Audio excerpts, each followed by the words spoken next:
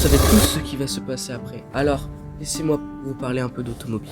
Alors, je vais vous faire donc la différence entre la vie d'une voiture électrique et d'une voiture diesel.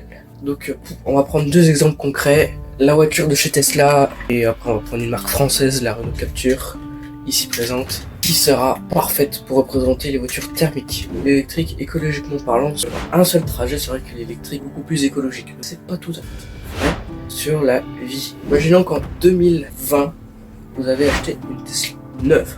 Vous roulez, et là, pau, accident. Même chose avec ma Captur.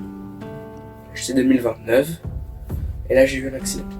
Eh bien, la plupart des pièces qui ont été utilisées pour la Tesla ne pourront pas être recyclées. À part la carrosserie, rien ne pourra être recyclé parce que le moteur ne pourra pas être utilisé, les batteries donc seront enterrées. Aujourd'hui, il n'y a aucun moyen de recycler des batteries. Mais maintenant, je prends ma Captur, si j'ai un accident, je pourrais pratiquement tout réutiliser. À part 2-3 trucs, mais je pourrais utiliser le moteur, démonter des pièces du moteur pour une autre voiture. Même pas une Captur, que certains véhicules réutilisent. Sachant que les batteries, comme pour les téléphones, parfois ont du mal de se recharger et vont devenir de moins en moins efficaces.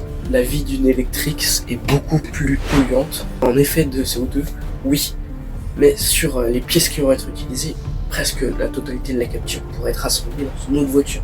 Un démarreur, ça se trouve dans une case pour toutes les voitures. Et dans un épisode prochain, je vous pourrai parler des voitures qui ont été abandonnées. Mais pour ça, si vous ne voulez pas louper ça, abonnez-vous, likez, mettez un commentaire pour nous dire que vous voulez. Et go pour nous, je crois qu'on va se dire salut.